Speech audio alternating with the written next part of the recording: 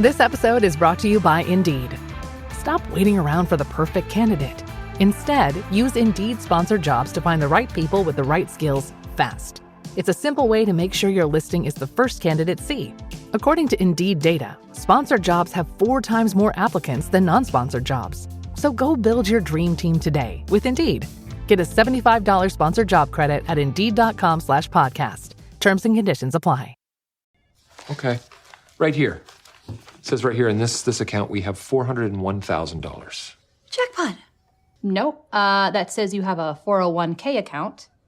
If you liquidate that right now, you'll have, maybe $5,000.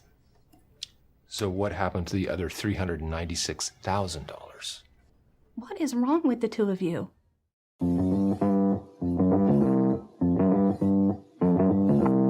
Live from Joe's mom's basement, it's the Stacking Benjamin Show.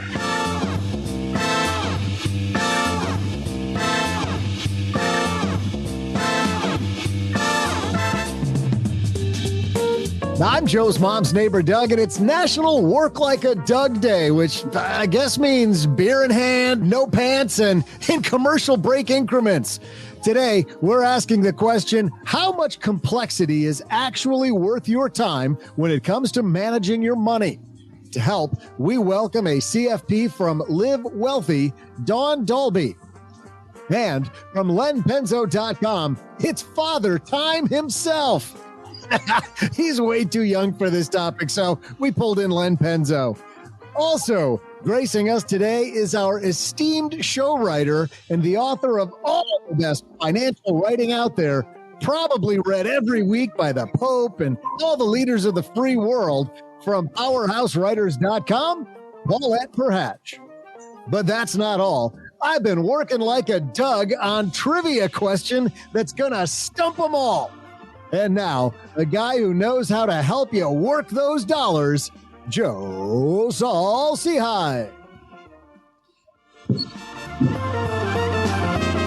Hey everybody, and a happy Friday to you. I am Joe Saul-Sehy, Average Joe Money on Twitter, and I am so excited for this topic because we are talking about financial simplicity.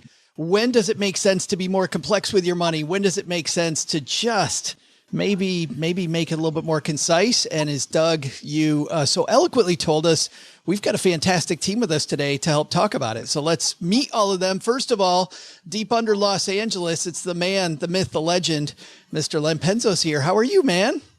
I am doing wonderful, Joe. How are you, sir? Well, I am great. I'm so ready for this topic. I know you're a guy that, even though you're an engineer, I bet that you're not a big fan of complexity.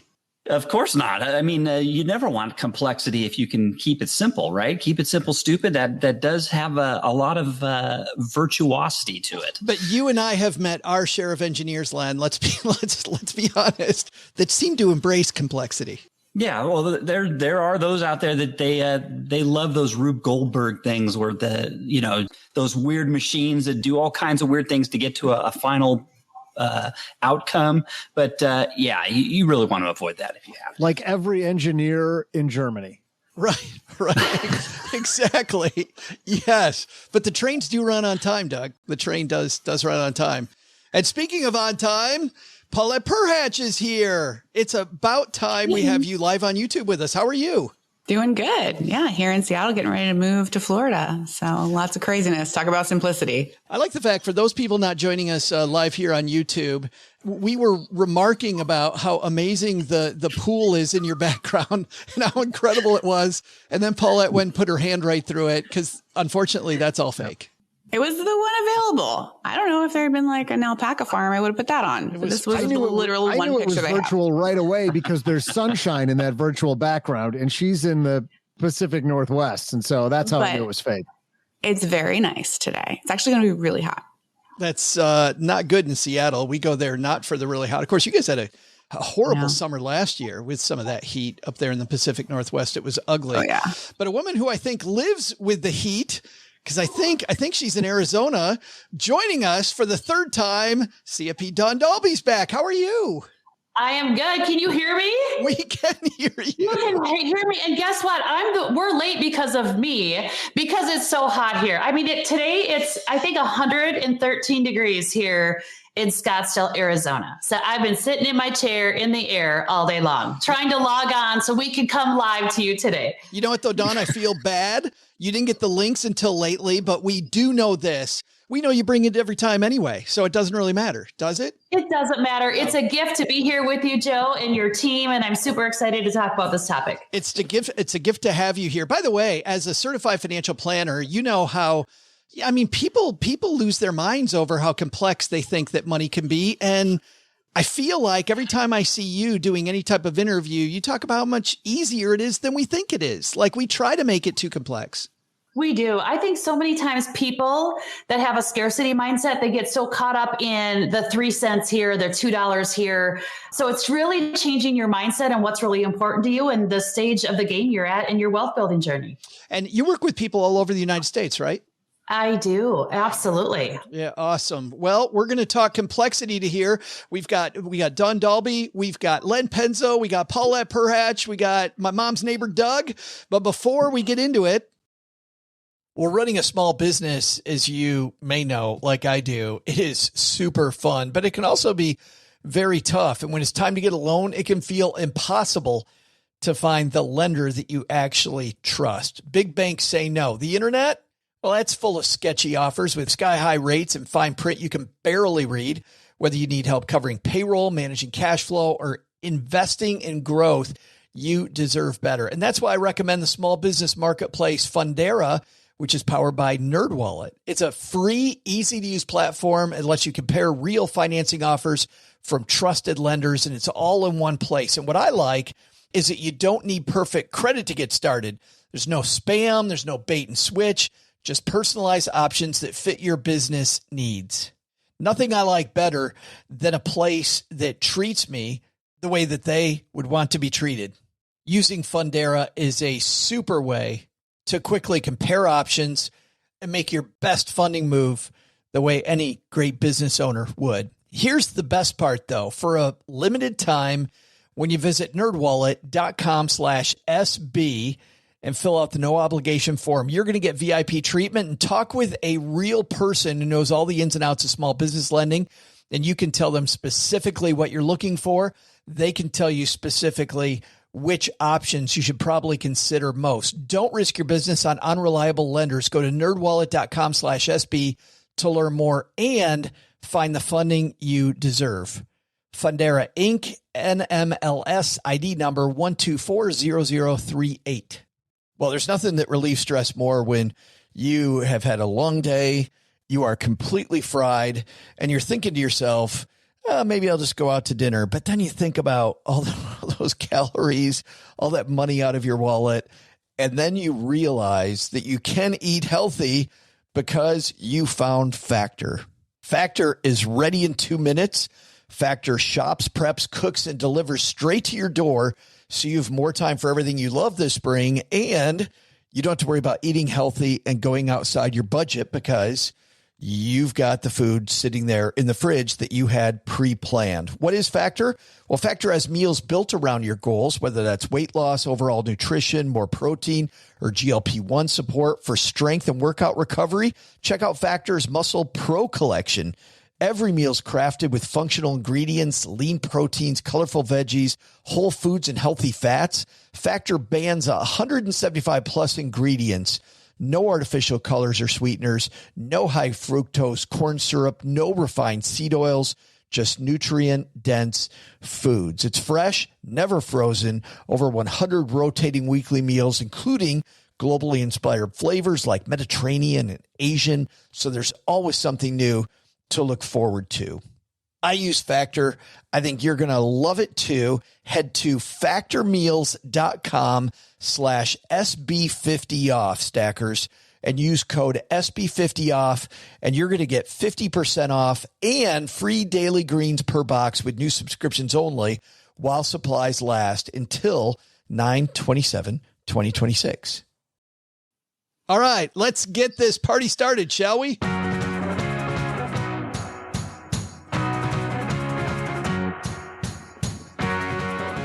Today's piece comes to us from one of my favorite blogs, Can I Retire Yet? Both Darrow and Chris, the two gentlemen that write this blog. It's mostly Chris Mamula, who also wrote, by the way, the Choose FI book, do a great job of diving into complexity. And Darrow wrote this particular piece, Financial Simplicity, What is your time worth? And so we're going to dig into this. When does it make sense to actually get a little bit more complex? When does it make sense to keep things easy? I want to start off with this idea, Mr. Penzo. Darrow dives into this idea of diminishing returns. He says the diminishing returns for maximizing your wealth stems from the additional account statements and tax forms. That rising time cost affects people in different ways. Some seem to relish the effort. Others, like me, find it onerous in the extreme. It all comes down to your affinity for paperwork and the value you place on your time. So here's my question, Len. You agree with that? People want to have diversification. We want to have accounts at a few different places. Is there a diminishing return to that complexity? You know, obviously there's something called marginal utility, right? Where there's things that there comes a point where you do so much of it that the payoff is not worth it anymore. But things are so automated nowadays. I mean, like having extra accounts and stuff like that, to me, I don't see the burden there. It's just not like you have to sit there and do all this paperwork and figuring out things for yourself. It's just things are so much more automated that I think that totally overcomes the marginal utility issue that I think he's referring to. Well, that's done. As I was thinking about this, I was thinking it's fairly easy to set up a dashboard now that even if I have accounts at a few different places with technology, can I make it so it aggregates and it takes out some of this onerous paperwork he's talking about? Yeah, we have clients. We use an aggregator in our business, and you can see any asset at any level, at any firm, at any time, assuming the links work, assuming that, you don't have a technology issue. Like, who has technology issues ever, right? So anyway, I think, yeah. So for the most part, you can have an aggregator look at everything. But here's the thing I say. Like, why? What is the point? Like, why do we need to have assets at Vanguard, at Schwab, at Fidelity? And typically, a lot of times my clients are like, well, because it gives me better safety. And it really doesn't. Like, I always say, have all the kids in the backyard, like have all your assets in one spot, because all these bigger custodians like a Schwab or Vanguard, I mean, they protect your assets up to, I think it's literally like 150 million per client. There's just no reason to have this extra. I don't think there's extra reason to have accounts in extra areas for only like a protection when that's just a made up thing in our minds. Does that make sense? No, it does, because I think what the average person doesn't understand, Dawn, is that you can have mutual funds, let's say, or exchange traded funds that are with different companies and still have them all at Schwab or have them at Fidelity or have them at wherever the place is. Like these companies deal with all these different firms, so you can have different firms and still have one statement. Yeah, absolutely. I mean, Charles Schwab is the biggest custodian out there that, you can hold millions of different assets there. And I think the reason why people want their assets in different homes or different custodians is just because they feel like, what if there was fraud, or what if something happened to my account? But those accounts at the bigger custodians are all protected. There is this worry, though, Paulette, that, there's a different worry, and that is that I'm going to lose track of some of my funds. Like when I'm looking at what Darrow's saying, I do remember an account that I didn't do exactly what Dawn's talking about, and it was at this other firm. I forgot about it for like 4 years. Now, on one hand, that was the best thing that ever happened because I didn't touch it. I let it just grow, and it was worth a hell of a lot more when I finally rediscovered it, that it was this little tiny Roth IRA, and then it was a much bigger Roth IRA. Do you ever worry about that? Do you worry about maybe accounts getting lost, like sheep getting lost? I literally have the same 401k that I had like in college. I have like 5. And for some reason, this is my paperwork Achilles heel. Like, I cannot make myself combine all of them. And if they protect up to 150 million, then I really only need 2. So I should be good there. So I don't know why I haven't. It looks like it took Doug just a second to get that joke. just a second, or understand just what a brilliant investor Paulette is, one or the other.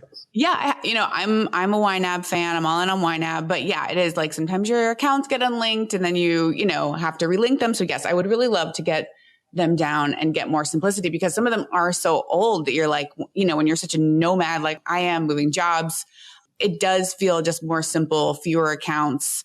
I know it's not as complicated, but I think you can. It's one of those things you think would never happen, but you're like, no, it does happen. But even with fewer accounts, you can have fairly complex stuff, right? And there's some of these ads that you read or that you hear where they're telling you about these exciting things that you can do with your money, but you really don't, the average person doesn't quite get it. I want to read what Daryl writes next. He talks about the complexity tax. He says, what's your threshold for financial complexity? How much extra money do you have to make to justify adding accounts or other financial baggage to your life? So even if we put them all in the same statement, Paulette, like, do you think about that, about how simplified do I want this to be so I understand it, so I stick to my plan?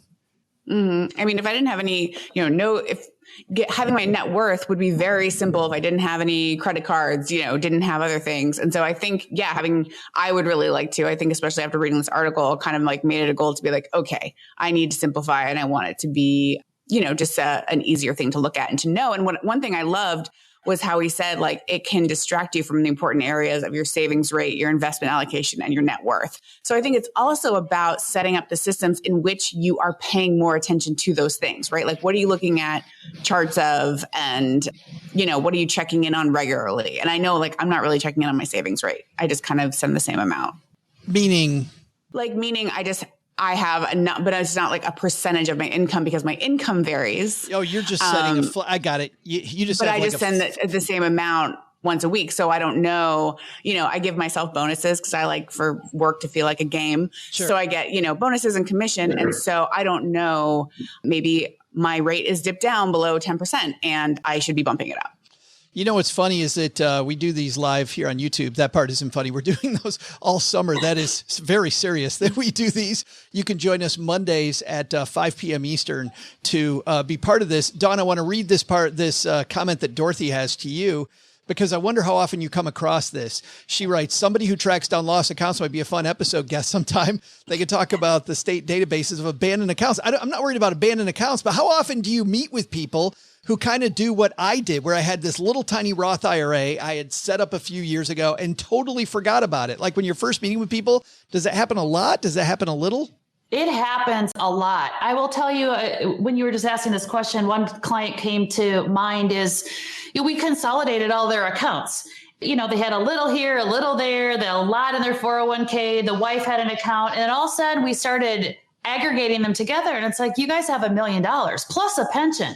And these are people that were worried about retiring and that they were never going to have enough to live off of. And it was just so funny. It's just because out of sight, out of mind, we forget. I've been guilty of leaving the 401ks where they're at too. But again, it gives you that peace of mind. And I think we all have this negative relationship with money and this emotional relationship with money. And sometimes we just, like, if we just take the time to put it all together, you probably have more than you realize.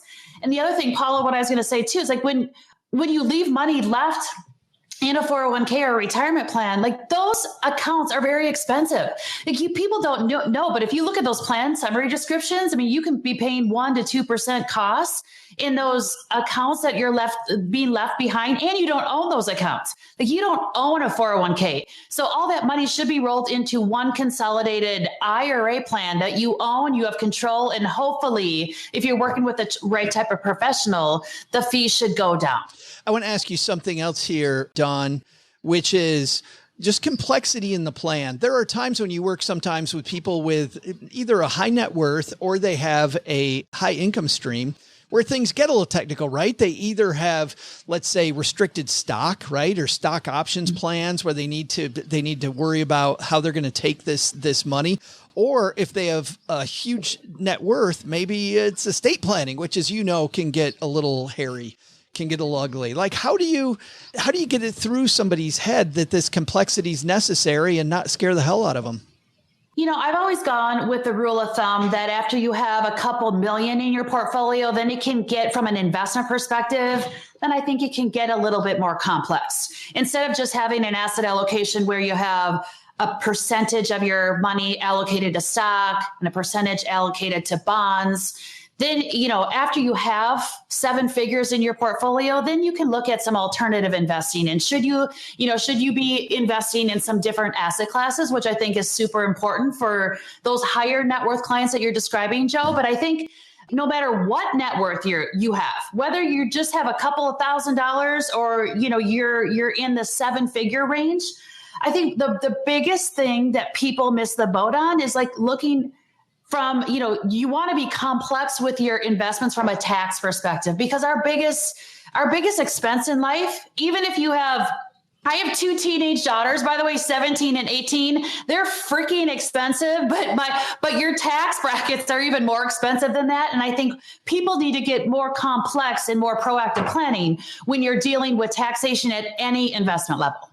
Len, when it comes to this idea that Daryl presents of complexity versus your time, where do you kind of draw the line?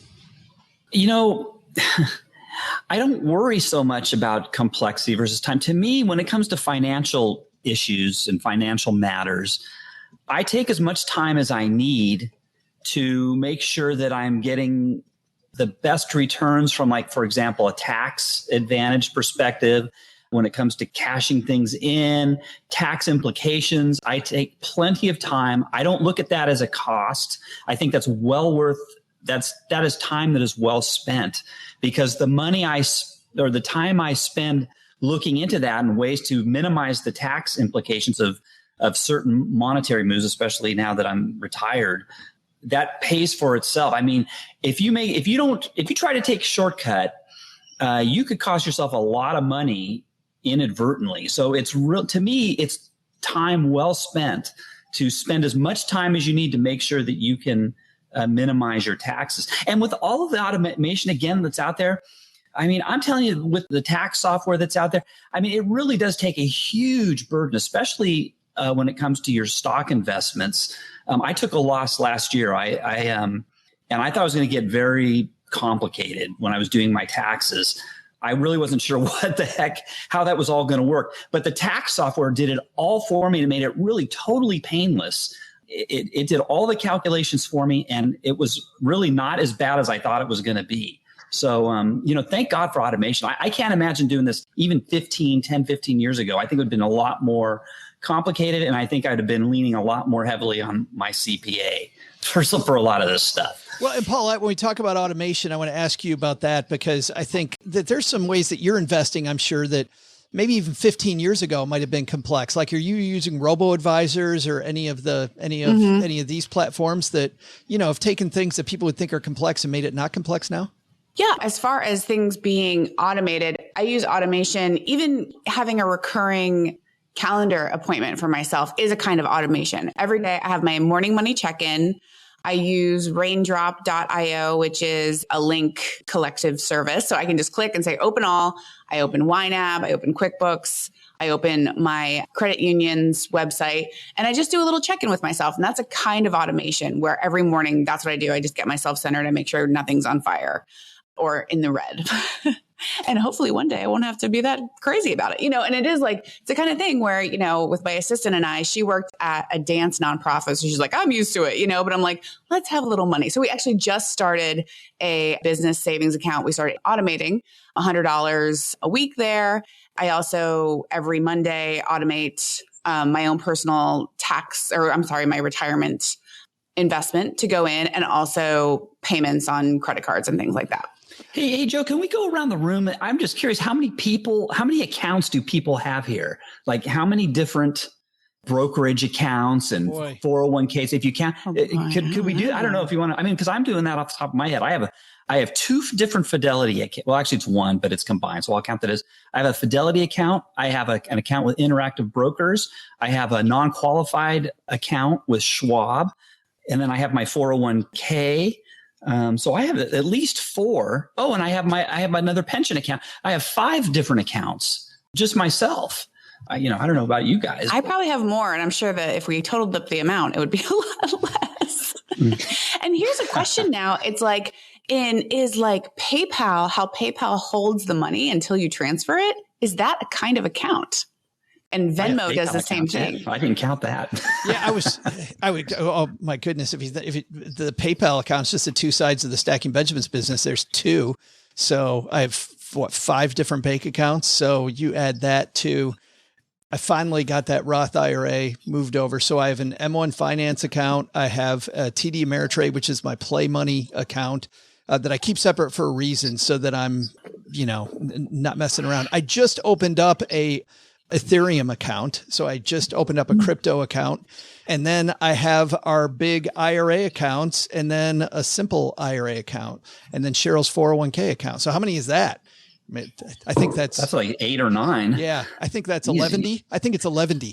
And I just remembered I have a treasury.gov account as well with some treasury bonds. So that's another account. And it makes me think, Don, exactly what you're saying, which is why the hell don't I have those at like the same account? I opened up at different times. I was doing different things, and now they're spread all over the place. Doug, how about you?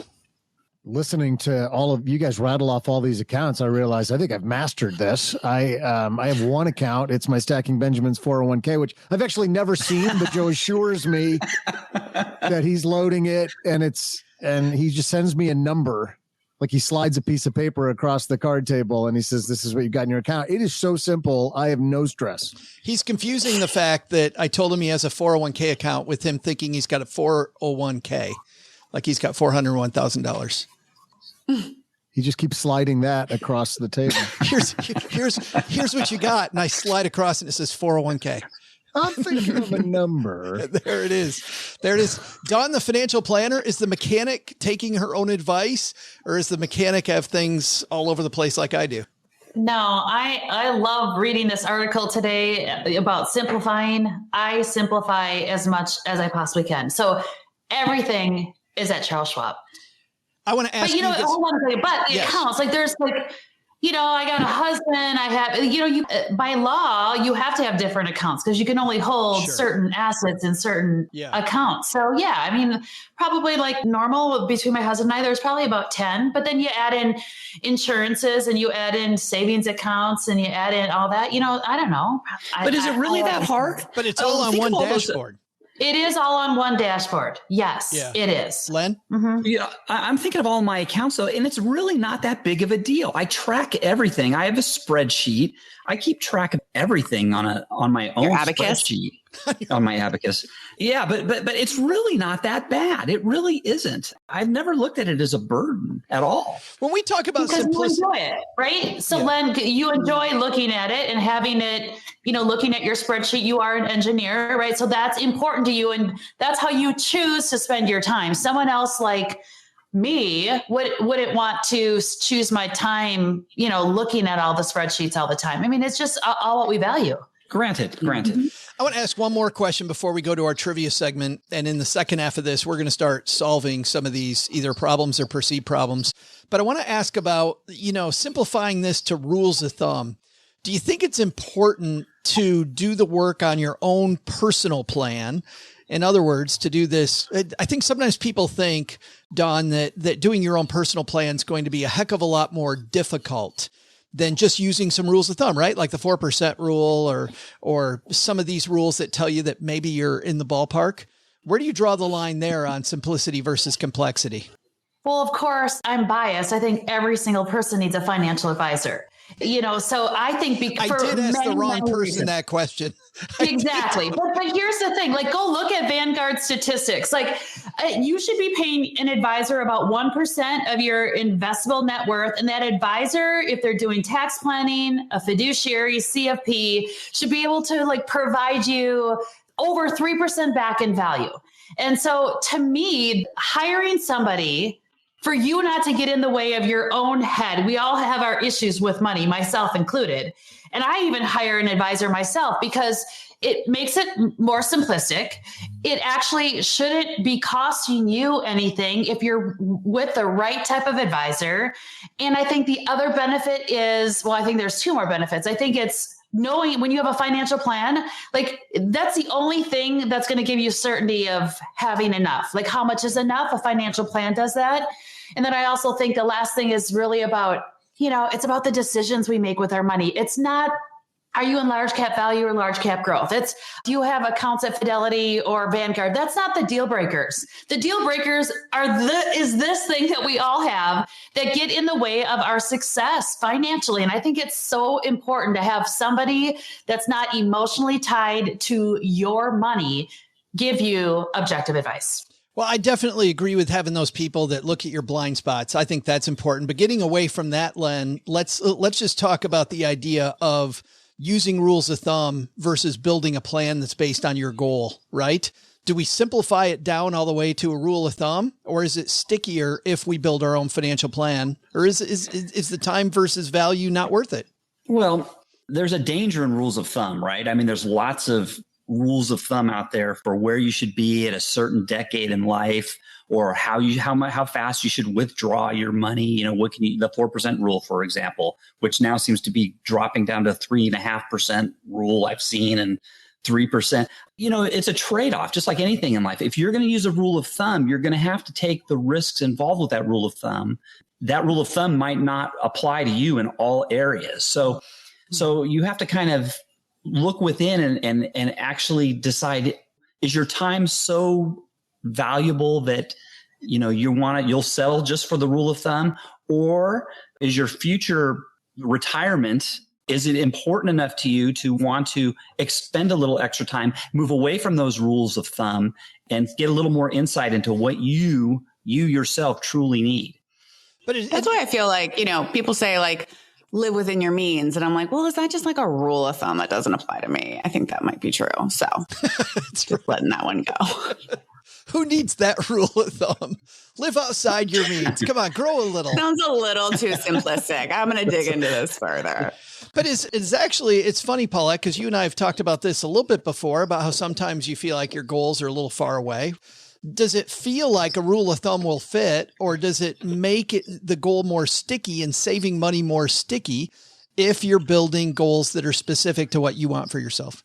Well, that's really interesting, because the very book that idea of stickiness comes from says simplify, even if it is slightly inaccurate, rather than giving all the accept this, accept that, blah, blah, blah, blah. Like, live within your means, except if you have been diagnosed with stage 4 cancer and you're only going to live for another 3 weeks. Like, then you can probably go nuts, right? But in general, we all know live within your means. And then it is stickier and easier to remember as far as communication goes. But yeah, I don't know. I mean, and it could be someone saying, like I have said before, when I was at the end of having a corporate job, I'm like, I know I want to be a writer. So I saved just a ton, paid off my student loan debt, and then I let myself go on a 3-week trip to Thailand and Myanmar. I'm like, I'm taking the dive to be a writer. I don't know if I'll ever have money again. And so I'm just going to do this now, So, I think everyone's in charge of their own life, but those rules of thumb are definitely there to guide us and have lived on for a long time. I just think that those rules of thumb, I think I'm with Len, where those rules of thumb make it so much less sticky. Your goal is easier to dump. It's easier to give up. And when the market goes bad, when things go bad, when things go wrong, if it's not my set goal, like I just kind of let it go. I'm like, okay, well, Wouldn't you think though, when the market turns, it helps you have a bedrock of wisdom rather than your emotions?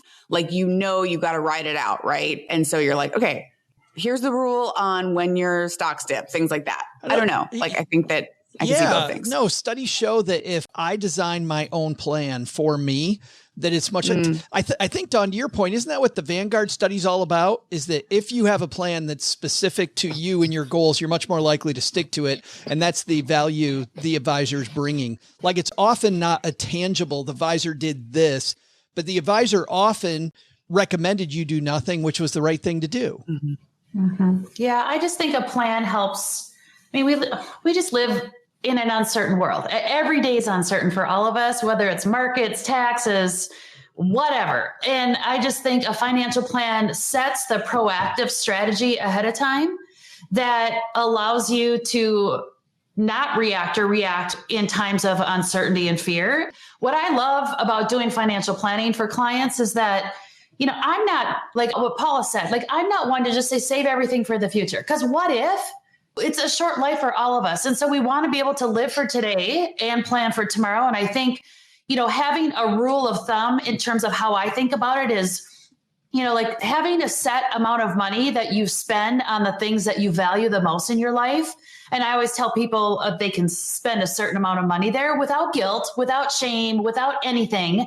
Then a financial plan allows you to do that guilt-free. And then it also allows you to take some of this wasted money that we all waste our money on and apply that towards our goals so we can have a tomorrow as well. But it's a right balance, because if you don't have a plan, you don't have goals, you're over or under spending, or you're over and under saving as well. And who wants to do that? We gotta it's all about efficient money. I want to dive into that more, but first we have the most important part of this show, which is our trivia segment coming up next. And this is definitely the most important part because of the fact that it's a year-long competition between our normal contributors, Len, Paula Pant, who isn't here today. Paulette, you will be playing the part not of Paula Pant. You're going to be playing the part of OG today. And Dawn, you're going to play the part of Paula Pant from Afford Anything. And Dawn, that means there's some good news and some bad news for you. You want the good news first or the bad news? I already know what the bad news is. I go first. No, actually, it is the good news. You go in last because of the bad news, which is that Paula's in last. The score in this year-long competition. Let's see. I have it right here. It is, let's see. Len has 10. OG has 10.5. Last week, Len bridged the gap and Paula well behind at 6.5. So she's far enough behind Dawn that there's no pressure. There is absolutely no pressure. So, as you know, we have, I think a fun trivia question for you as always today. So let's see what you got. You ready, Doug? God, so many words I had to wait through to get to my part. Some words. Hey there, Jackers. I'm Joe's mom's neighbor, Doug, and today is National Work Like a Doug Day. I know what you're thinking. Doug, I love the way you work. And to you, I say, it is so difficult. Talking on the microphone and sitting in a comfy chair. But that's why these guys give me all the free Gatorade I can drink. Now, if it were National, let's say, Work Like Len Day, we'd all be about 25 feet underground, cranking out another post, taste testing ice creams or fabric softeners. I don't know why the hell you'd want to taste fabric softeners, but he does that. It's a good job. Don't get me wrong. It's a good job, but probably way too easy for me. Or, if it were like National Paulette Day, cranking out jokes for me to brilliantly deliver to stackers' ears. Nah, that's really, now that I think about it, that is way too hard. National Doug Day? Yeah, that is just right. And if it were National Work Like Dawn Day. Whoa, wait a minute. Hey, dude, before you insult our guest, I just want to tell you it's not National Doug Day. It's National Work Like a Dog Day. D-O-G. Not D-O-U, it's D-O-G. What? Yes. No, I don't need that. I'm pretty sure that they're trying to recognize maybe that kind of. All right. Well, okay. So it's National Work Like a Dog Day. It's okay. They're probably saving my day for later in the year when all the marquee holidays show up, like Thanksgiving and Christmas and National Doug Day. It's coming. I'm sure it's coming. But to celebrate National Work Like a Dog Day, how about this one? Dogs worked like dogs back in January when this year's Westminster Dog Show took place. Breeds from collies to poodles from across the country ran, jumped, and preened for probably the biggest prize in all of poochdom. And the show is nationally televised to an engaged and enthusiastic audience. So how about this question? How much money does the winner get for winning the Westminster Dog Show? I'll be back with an answer as soon as I go find out why National Doug Day is when it is. It's just a huge mix-up on their part, I'm sure. I'm going to straighten this out. I'm sure just a big mix-up. But the Westminster Dog Show, huge dog show. Westminster. Westminster is a whole different thing, isn't it? You got your Eastminster, your Westminster. Yes, you got all the ministers. Which one's evil? The North Minister. Yes. Minister of the North. South Minister. Paulette, you are playing on behalf of Mr. OG, which means that you are going first. So the Westminster Dog Show, is that better? Mm-hmm. How much money does the winner take home? All right, let me be OG here for a second. Let me see. I hate everything and have no joy in life. So I'm going to go with... You do that really well. $50,000. $50,000 is the number. And Mr. Penzo? I'll be honest, I didn't know they got money. I really didn't. Let's see, I think the winner this year was a bloodhound named Trumpet, if I remember correctly. Oh, well, we have an expert on our hands. Cute dog. I had no idea that they got money. I really didn't. So you seem to know every other detail about the situation. I'm really surprised. Len. Well, I just watch it blood type, Len. I don't. He prefers the turkey snacks rather than the chicken. Let's see, 50,000. Gosh, that sounds pretty reasonable, actually. I'll say 100,000. $100,000. So we got 50,000. We got 100,000. Dawn, what are you thinking? He just took my answer. So that's the bad news, right? I have to pick a new. 101. Yeah, 99. Yeah, that's too close. She's so nice. People love their dogs. People are crazy about their dogs. People spend a lot of money on their dogs. How long has this show been around? Give me some more feedback, you guys. 400 years. The West. Are we talking about this episode of the podcast? Okay, I'll go way out there. $250,000. $250,000.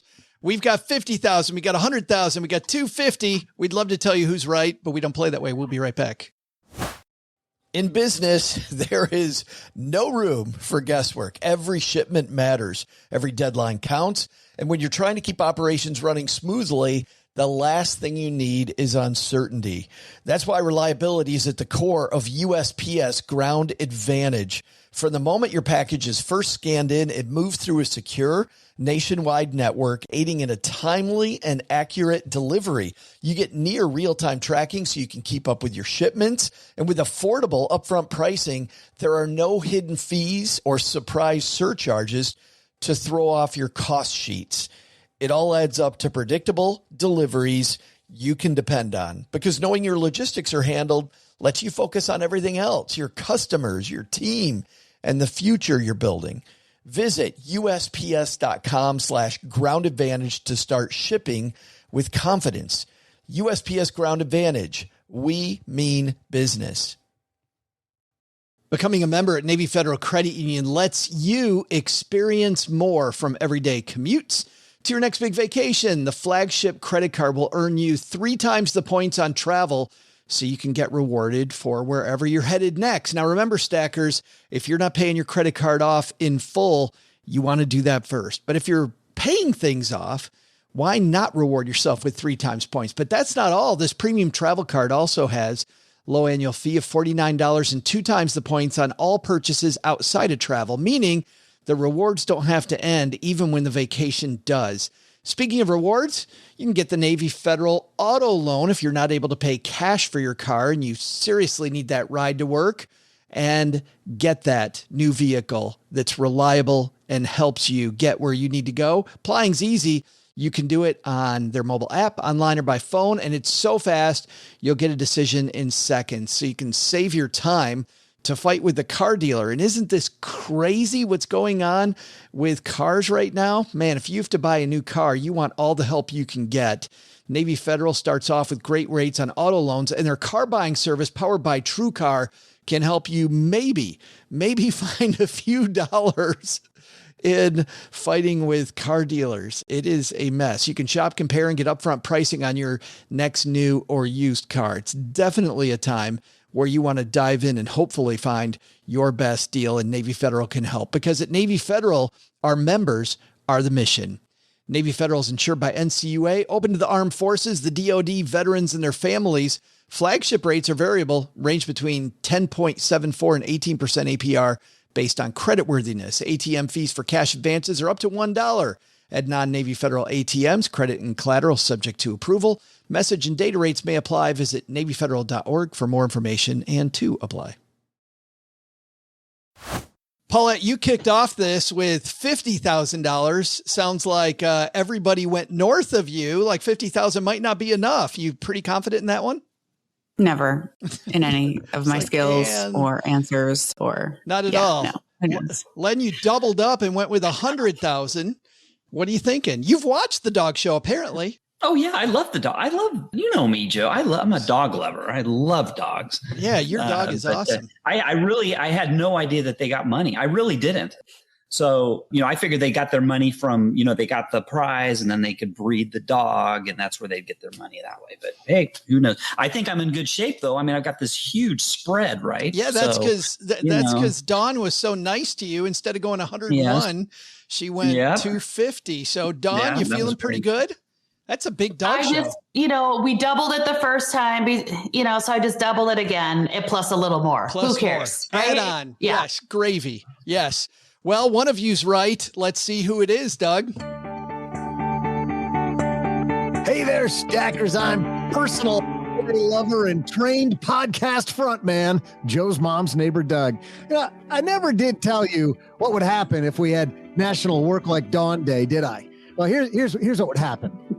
More people would align their money and values. That's what would happen. They're aligning their money and their value. There's a lot of alignment happening. I love how Dawn held her breath as I said that, though. She was ready for me to just... Anyway, I'm not that way, Dawn. It's not me. It's not who I am. But here's the answer we've been waiting for. The Westminster Dog Show is the biggest dog show in the USA and possibly the world. How much is the prize money to the winner? The winning dog gets awarded lots of ribbons and belly rubs and, who's a good boy. And the owner of the trainer, whoever, they instantly become Instagram famous. But the purse, not that much. The winner gets exactly $0, making Paulette and OG the winner. Len's head just exploded. Wow, what a trick. I knew the freaking answer. I love Len talking himself out of the right answer. That was my favorite part of that. That was fantastic. God darn it. Way to stick to your guns, Len. That was a trick. I didn't think they got any money. I got to tell you what was fun was that with Paulette, with you on today's panel, I actually got to write that. And when I wrote it, I had no idea what the answer was because I'm like, they must get a lot of money. I was with Dawn, actually, where I'm like, this has got to be, it's the biggest dog show ever. So it's got to be a bajillion and it costs a lot of money to do. Yes. Can you imagine walking out of there with nothing? So does Paulette get the same award that the dog show winner gets today? Is that fame and fortune, fame and exposure? Yes. Take that right to Charles Schwab. Yeah, I'm a writer. I'm used to it. Paulette is now Instagram famous for winning that. Yes. All right. I actually think she's pretty annoyed that she won because that means she helped out OG, and that was not her goal. Now I won't be in trouble with OG. I'm scared of him. Yes, not it. All right. On that note, we got a second half of the show to do. Second half of this show is brought to you by Magnify Money. Dawn, you know what happens when you go to magnifymoney.com using our link, stackingbenjamins.com/magnifymoney? No, please tell me. It's so awesome. That's what I need to say every time you ask me that, Joe. I need that enthusiasm, Dawn. Dawn's coming back next week. Just because we need that. It's those brick and mortar bank products you use all the time. Your checking accounts, your savings accounts, usually not the best in class. Over 92% of all the stuff online is ranked head to head at Magnify Money. Go to stackingbenjamins.com/Magnify Money and you'll see where all the good stuff is. And by the way, those savings accounts paying what? A whopping like 0.5% if you're lucky. Like you're only losing with inflation now, 9%. Big deal. Yeah. Don't want to keep a lot of money there. Let's dive into this. Solving complexity. Dawn, I think I know where you sit on solving complexity. So I'm going to start, Paulette, with you. Give us your best advice for solving complexity with your plan when it feels like there's jumbled up stuff going on between your ears with your financial plan. How do you start solving that? I would say really start with your big rocks and make sure that you're focusing on them because you have only so much attention. So if you're looking at like, what are all my logins and blah, blah, blah, blah, and oh, I'm getting all these emails from all these companies, just make sure that it's like the inverted pyramid in journalism, right? Where you basically like say the important things first. And then if something else has to get cut off, it gets cut off, right? So make sure you're looking at those really important numbers, your net worth and how that's trending, your savings rate and your, diversification and allotments. And if you from there can diversify more, if you have kind of the time and energy in your life to do that, go for it. But just set up those, not only a structure, but a routine around it where you're making sure that you have time carved out to do that. I love this idea, Lena, setting out time and setting set time, because I feel like either people are checking it every day, right? Or you're checking it once every never. Well, I'll tell you, that's me right now. I haven't looked at any of my accounts in about 2 months because I know I'm getting my butt kicked with some of my stock picks. So if you just don't look at it, it'll go away. Well, no, listen now. I know that sounds stupid, but if you have a goal, right, and you have picks and your picks are your certain stock picks were picked based on research in the beginning, right? I picked them for the right reasons. I know they're going to come back. What I don't want to do is start looking at that stuff, and it could spook me out and making a stupid move and panicking. So, there is a method behind the madness. Now, I am going to check my portfolio here in a little bit, maybe in a month or two down the road. But check it now, so you're going to watch your face. But when things are going down, you don't need something to spook you and make you make a rash decision ahead of time. So I think in that case, looking at things a lot can be very detrimental, especially in this kind of a market that we're in right now where things are not quite going up like they should be going up. Don, but a lot of times when people are looking at their stuff number, they come in to see you and they have this jumble in their head, right? They have this, what feels very complex to them. And I remember when I was sitting down, when I was an advisor, I also had an advisor, still have an advisor, but it was funny because we actually did this exercise where I got all of the complexity out because I'm like, oh my God, we have all this stuff going on. You know what we had going on? We had like 4 things that were taking up all the space in my head. And once we solved these 4 big things, it went away. But how do you start working through that with people? Like, it's got to be frustrating to see people come in and they're like, some of these people I remember in panic mode. Yeah. They are in panic mode. However, for the people that don't want to look at it, I force them to look at their accounts and they're down a lot less than they think they are because all they're doing is listening to media and listening to all the fear on, whatever they're reading or whatever they're listening to or watching. And so I find a couple of things. I find, first of all, the clients are actually pleasantly surprised that they're down less than what they thought they were. I think the other thing is I just love having this conversation instead of trying to make the client feel better and say, you're down less. But what we've been doing is actually telling clients to actually put a little bit more into the markets. We know they're coming back. We just don't know if they're coming back in 3 months or 3 years from now. That's what I don't know. But what I do know is that there's a major freaking discount right now. And when you have solid picks and you still have, 7+ years before you retire and your portfolio isn't overly aggressive already, there's an opportunity for people to add. We've been adding about 10% of clients' overall portfolios into a bunch of markets. I love that idea because I used to do milestones. So when clients would come in, I'd look at the milestone of to reach this goal, kind of where's the point we need to be at. And if we're behind and it's because of the market and we know that we're just down kind of the way everything else is, we're going to do what we can do, which is we're going to backfill, right? We're going to buy more, exactly what you're talking about. So we're buying when it's low and we're not, getting involved in this fear of missing out when everything's super high. We're seeing that. I think this is the same reason I started buying crypto just recently. I'm like, this is money I can afford to lose. I'm not putting a ton of money into it. But all the crypto bros that were giving me all this great advice on Instagram are gone. They are gone. They're out of it. And when I don't have everybody yelling crypto at me and I get it, it feels like a much, I don't know if safer is the right word, but a better time to be purchasing. I like that idea of putting in more when it's down. Len, before you retired, were you shoveling money in?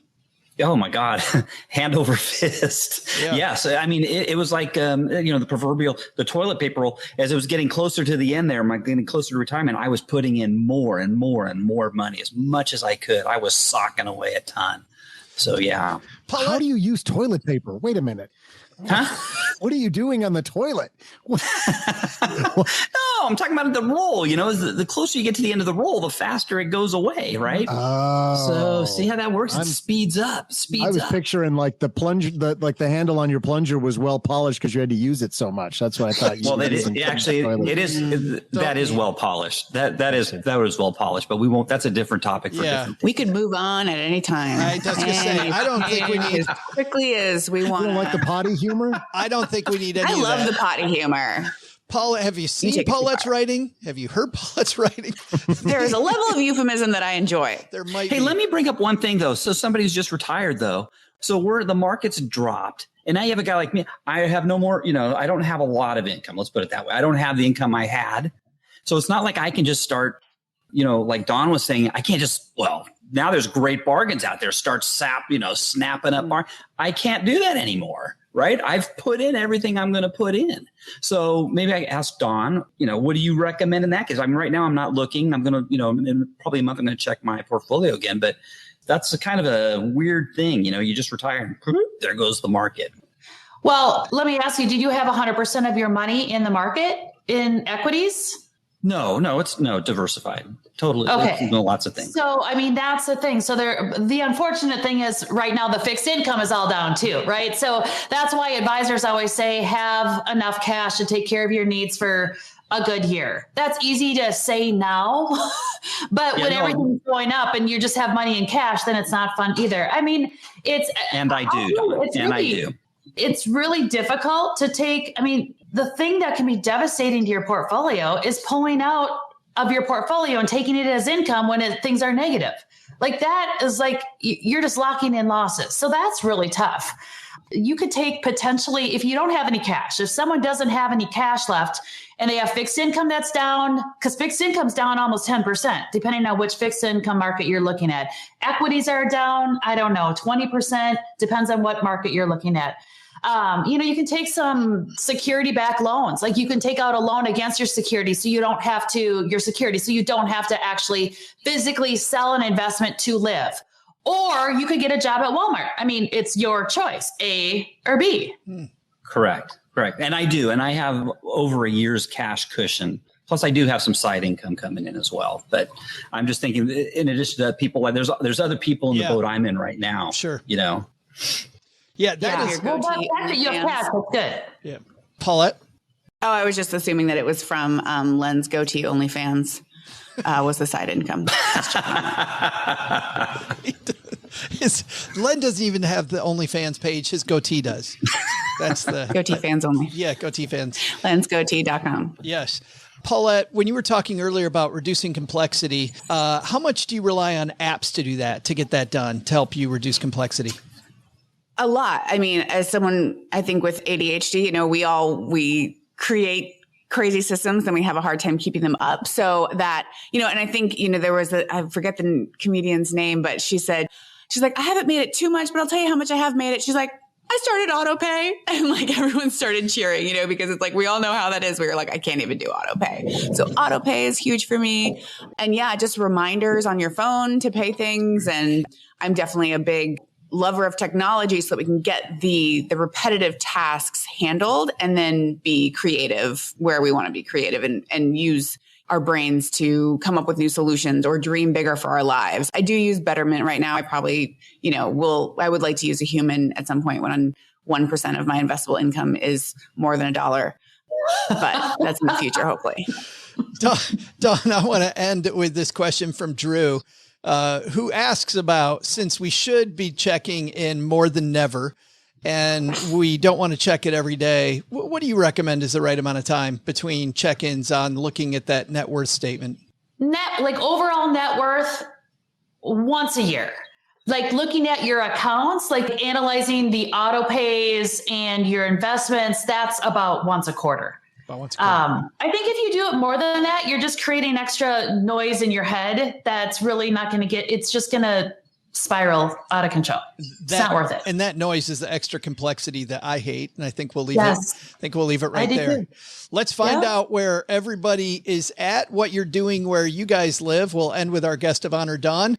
We'll start with Mr. Penzo. What's going on at lenpenzo.com, man? Well, we look into the best way to give a financial gift. So there's different ways, people want to give financial gifts. There's different ways to do it. And so we look at 6 or 7 different options for how to do that. Awesome. And that's at lenpenzo.com, where finer podcasts are distributed. Yes, no podcasts here. Blogs are distributed. Yes.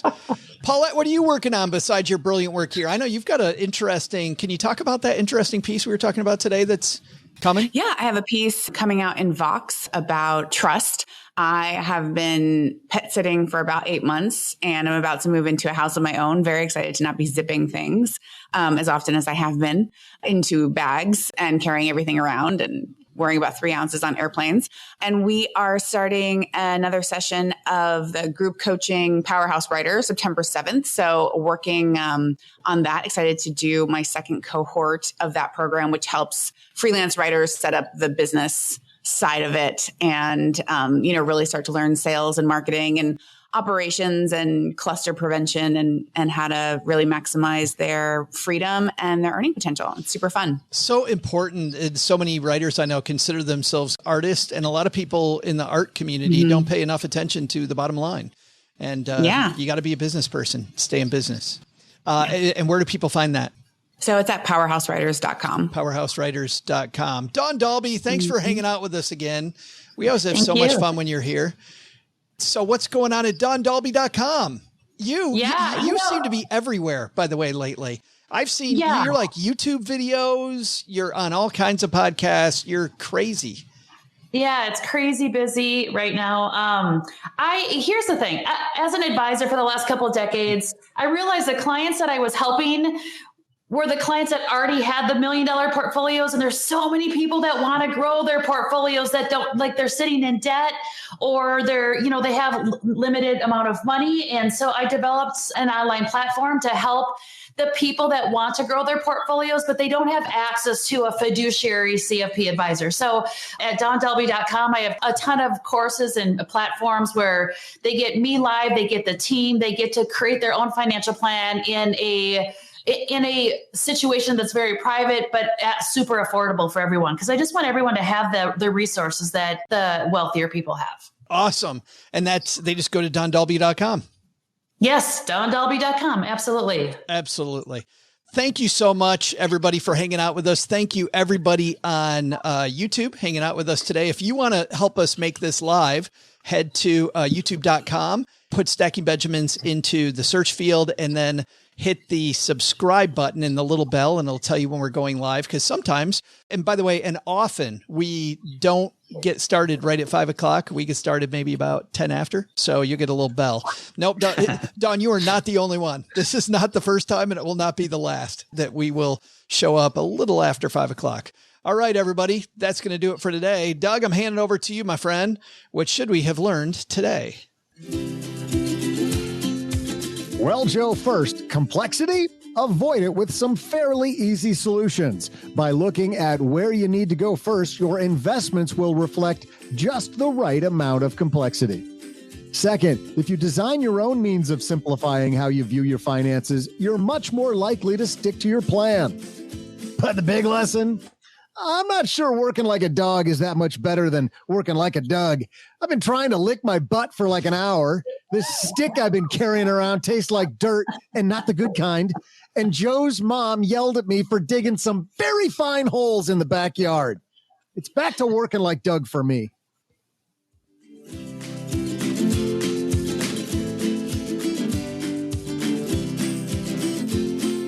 Thanks to Dawn Dahlby for joining us today. Find out more at dawndalby.com. That's spelled DAWNDAHLBY.com.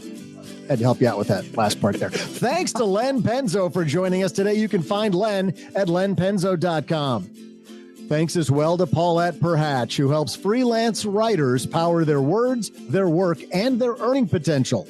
Her next group coaching program starts September 7th. Find out more at powerhousewriters.com. This show is the property of SP Podcasts, LLC, copyright 2022, and is written in part by Paulette Perhach, who helps writers power their words, their work, their earning potential. We just did this. Find out more at powerhousewriters.com. Paulette got a lot of time today in the credits. One more time. What was it? Power their what? Everybody now. Sounds great. Thanks also to our team who made today possible. Brooke Miller juggles the production of this show, handles the show notes, and creates our amazing newsletter, The 201. All while raising a 1-year-old. Tina Eichenberg and Gertrude Smith are our social media mavens. Not only should you not take advice from these cheese bags, don't take advice from people you don't know. This show is for entertainment purposes only. Before making any financial decisions, speak with a real financial advisor. That's all for me. We'll see you back here on Monday at Stacking Benjamins.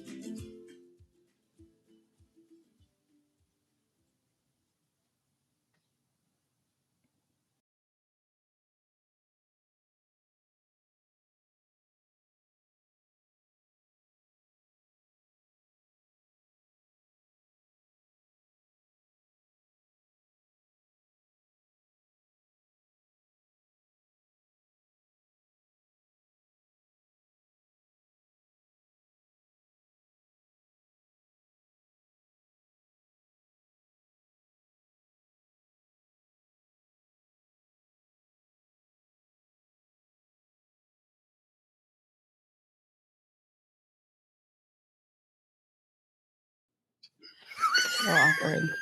I'm dying inside. You forgot to mention Paulette Perhach, by the way, in your closing. Yeah, what about me, guys? A shout out, a plug here or there, please. I just turned the sound back on for the after show. Welcome to the after show. This is the part that doesn't exist. So I missed most of that, except we didn't talk about Paulette in the credits. We got to make sure we talk about Paulette just a little bit in the credits. Hey, I thought we would do this in today's after show. I know we talked about like good advice and we talked about decomplexing things, if that's a word, decomplexing. I don't know. It is today. Not. It is right now, Doug. It is. But what's some advice that you've been given that made stuff more complex, like made your life a ton worse? Like something where you went, yeah, I shouldn't have, or somebody that second guessed your advice. Oh, Paulette's got one right now. Okay. And mine's not even like, I don't feel even that strongly about it. I would say it's conflicting. So it's like mommy and daddy are fighting because I love them both. I love profit first. I went to the bank and I opened up all the bank accounts and I was so proud of myself. And then my bookkeeper was like, no, she's like doing all those because you're supposed to basically take each allotment of, let's say you have 5%. Yeah, let's explain to everybody before you get too far into this. So Profit First is a very popular system.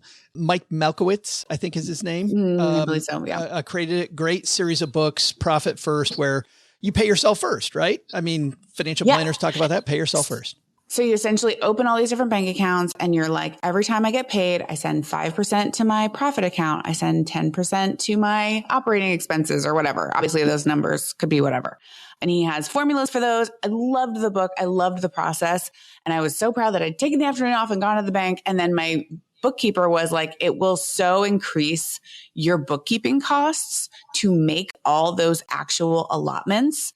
So what I do is I have a spreadsheet with all my numbers in them to do allotments. And then I just do it in YNAB. So I just basically have an envelope system within that software. Does that mean that I have overspent and not been able to give myself my profit? Just like Mike said, yes, it also does mean that. So it feels complex, but I don't know how to simplify and I don't know what to do. So trying to cut my costs and obviously make more money because that's fun. So that's why I had you guys repeat my plug 4 times. But yeah, other than that, I'm just like, I don't know what the right answer is. Do you guys think maybe we can help Paulette with her finances? Because she's using this, apparently the Wine app. I don't understand. I don't think that's the best place for you to be doing budgeting in the Wine app. She got him confused. She kept hearing Wine Get a app. bottle of wine. She kept hearing Wine app. Yes. Wine app. You need a budget. Who should sponsor me, by the way, because I'm out here cheerleading hard. Does this have to do with wine too? Getting a sponsor? Like, what are we talking about? It's just the most boring after show we've ever had. Is anyone actually doing the profit first? She started this with this huge, I'm not, are you guys doing profit first? Dawn, you doing profit first? Sure. No.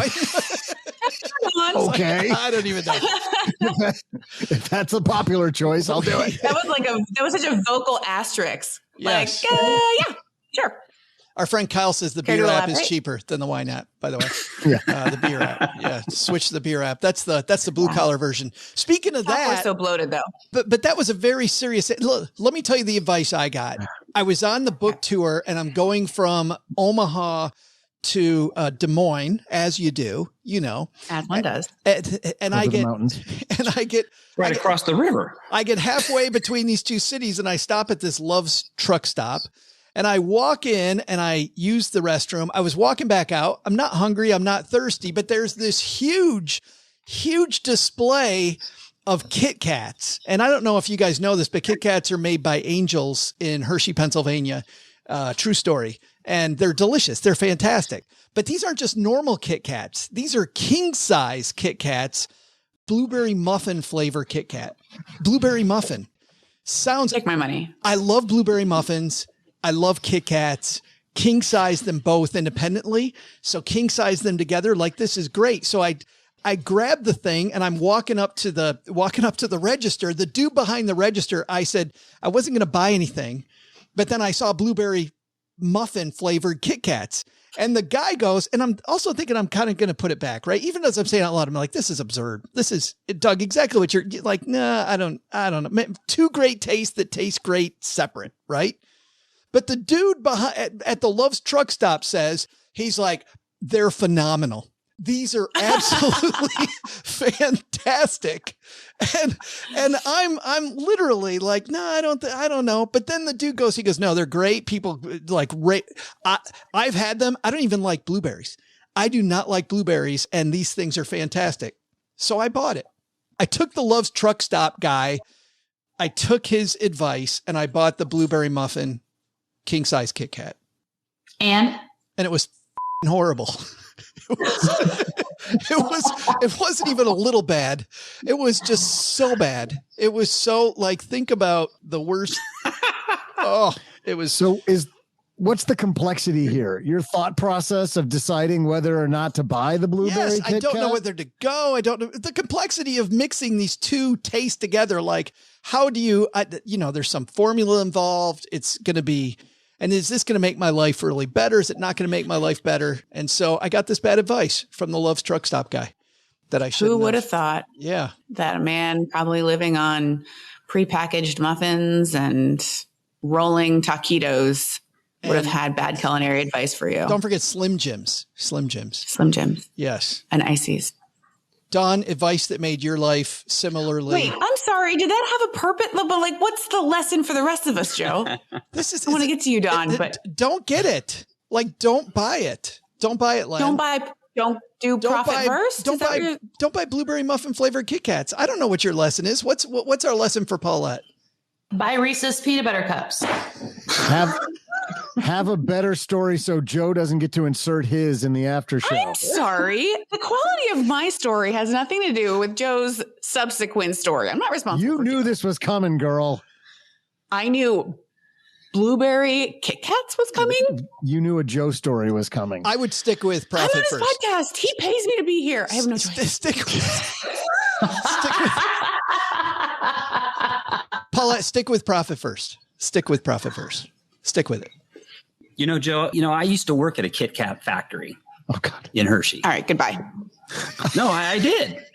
Whoa, there she go.